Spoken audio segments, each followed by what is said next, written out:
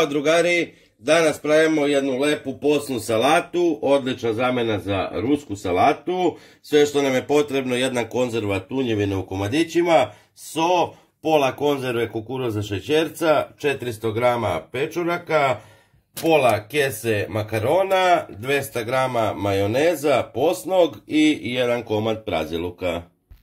Prvo što radimo, znači pola kese makarona stavljamo da se kuva. Odmah stavljam i tiganj i sipam malo ulja da se zagreje. I sečem pečurke ovako na 4 da budu krupnije. Kad se ulje zagrejelo, stavljamo pečurke da pržimo.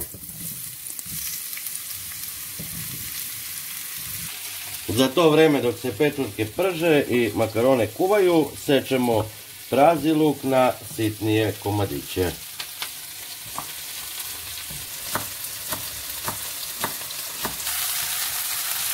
Znači pečurke pržimo nekih 4-5 minuta. Nakon 5 minuta, evo pečurke su gotove, znači da ostanu u ovom obliku. Sklonite sa vatre i dobro procedite. A makarone kuvam još 3-4 minuta. I evo nakon 9 minuta kuvanja ukupno makarone su gotove i njih procedite. I sad je najbitnije da sve ostavimo da se ohladi i makarone i pečurke. Kada su se sastojci svi prohladili, znači ne mora da bude bukvalno ladno, ali da bude mlako, da se ne bi sve to mnogo raznječilo.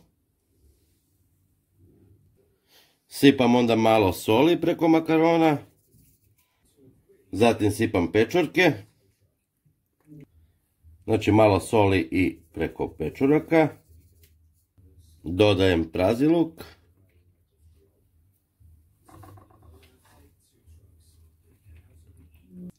Pola konzerve kukuruza.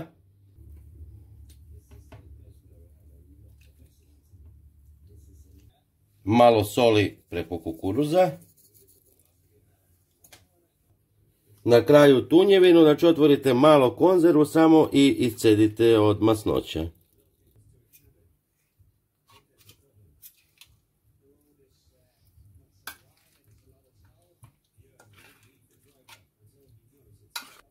I sve lepo varijačom promešamo, znači da se lepo sjedini.